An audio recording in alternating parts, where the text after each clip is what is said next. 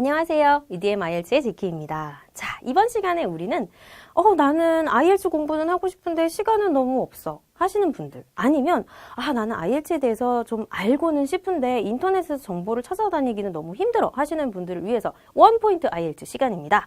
지금부터 우리가 알아볼 영역은 리딩 영역인데요. 리딩 영역 하면은 언제 치는 건가요? 시험 4개 영역 중에 두 번째 시간에 치는 시험이죠. 그런데 이 영역은 다른 영역에 비해서 약간씩 다른 점이 있습니다. 어떤 게 다른지부터 한번 볼까요? 일단 리딩 영역은 1시간 소요하게 되는데요. 우리가 IELTS에는 아카데믹 모듈, 그러니까 유학을 보통 목적으로 하는 모듈과 제너럴 트레이닝, 이민을 목적으로 하는 모듈 총 2가지가 있다는 건 아마 한 번쯤은 들어보셨을 거예요. 근데 리스닝은 별 차이가 없는 반면 리딩에서 이렇게 차이가 벌어집니다. 아카데믹 같은 경우는요, 패세지는 딱 3개밖에 없어요. 그러니까는 3 지문만 읽으면 오케이 라는 소리죠. 그리고 1시간 동안 총 40문제를 푼다 라는 점에서는 두 모듈이 동일은 합니다. 그런데 여기서는 각각의 지문당 길이가 달라져요. 그래서 짧게는 600단어부터 시작해서 길게는 1200단어까지 이렇게 쭉 나뉘게 되죠.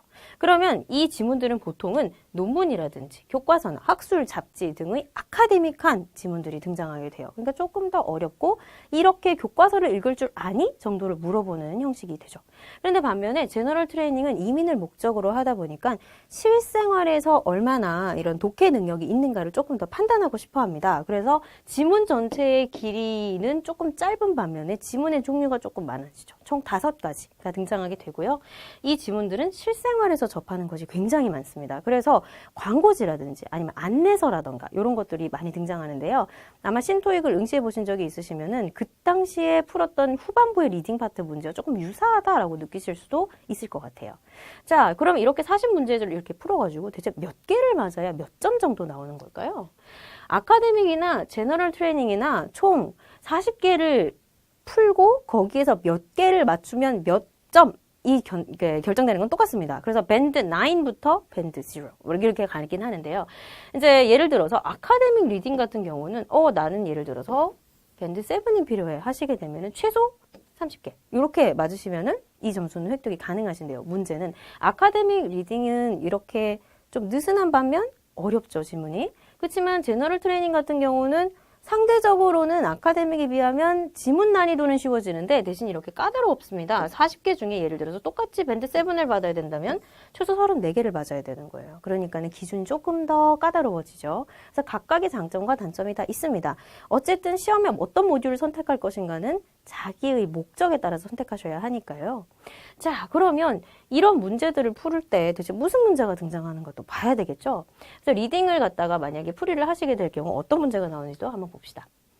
첫 번째로 가장 다른 시험과 큰 차이점을 보인다고 하는 영역이라면 true, false, not given 문제가 되겠어요. 혹은 yes, no, not given으로 등장하기도 합니다. 이것은 지문 안에서 주어진 정보가 등장하는지 등장하지 않는지 그리고 등장을 했다면 맞는지 틀린지를 판단해야 되는 문제예요. 근데 아무래도 우리가 not given 이라는 것 자체를 그렇게 접한 경험이 없다 보니까 항상 false와 not given을 혼동하는 경향이 많습니다. 그래서 이것도 조심해야 되는 부분이겠죠. 그렇고 completion이라고 해서 채워 넣는 형식의 문제도 많이 나와요. 그래서 예를 들면 표를 주고 이 표의 빈칸에 해당되는 정보를 찾아주세요. 아니면 summary, 이제 요약문을 주시고 그 요약문에서 들어가는 거 찾아보세요 이렇게 물어본다든가 sentence, 단어 이거 하나를 어디 집어넣어야 되는가, 이 주어를 찾아야 되나요? 동사를 찾아야 되나요? 이런 것들 물어보기도 하죠. 그렇고 matching이라고 해서 제목들을 이렇게 쭉 줍니다. 제목기를 주고 이 제목이 어느 문단에 들어가야 되나요? 라는 걸 물어보는 거죠. 그렇고 paragraph로도 하고도 물어보기도 하는데요. 이럴 때는 이렇게 물어봅니다. 이 정보가 this information이 대체 어느 문단에 속해 있습니까? 라고 물어봐요. 그러면 우리가 되게 익숙한 형식에서는 1, 2, 3, 4 중에 체크를 해서 그 번호를 마킹을 한다든지 이런 데 되게 많이 익숙하실 거예요. 그런데 여기에서는 예를 들어서 F 문단에 이 정보가 있다라고 하면 F라고 적어야 돼요. 손으로 전부 다 적어야 되는 차이점이 있죠. 그래서 그 부분에서 좀 조심하셔야 되겠죠. 그렇고 멀티플 초이스는 어쩌면 가장 많이 보시는 영역일 거예요. 그러니까 1, 2, 3, 4 중에서 고르기 이런 건데 여기서는 1, 2, 3, 4라고 물어보지 않고 또 A, B, C, D 이렇게 물어봅니다. 당연히 쓰셔야겠죠. 그렇고 choosing title이라고 해서 이 글 전체의 제목을 찾아주세요 하는 경우도 발생합니다. 이거는 보통은 패스지 3에서 가장 많이 나오는 형식이에요. 그래서 한 40번, 39번쯤에 가서 이 글 전체의 제목은 무엇인가요? 이 글 전체에서 필자가 주장하는 것은 무엇인가요? 이렇게 물어봐요. 그러면 이것도 압박이 좀 되겠죠? 왜냐면 가장 길이가 기니까요. 그렇고 flow chart, diagram. flow chart 이게 뭐지? 순서도예요. 그래서 순서도를 이렇게 주고 이 단계 다음 단계는 무엇인가요? 이 여기에 들어갈 빈칸에 알맞은 어휘를 쓰세요. 이렇게 물어보기도 하고요.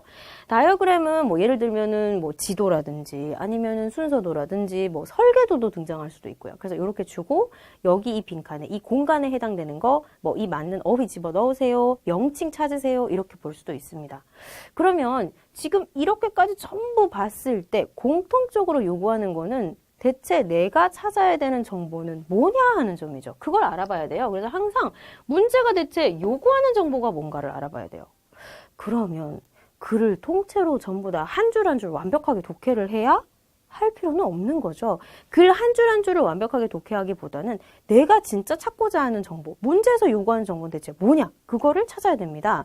그래서 다음 시간부터는 우리가 그럼 대체 우리 이 정보를 어떻게 더 빨리 찾아볼 것인가를 좀 더 중점적으로 파악해 볼 거예요. 그래서 이번 시간에는 리딩 전체에 대한 안내라고 이해하시면 되겠습니다. 그럼 이번 시간은 여기까지 하고요. 저희는 또 다음 시간에 뵐게요. 감사합니다.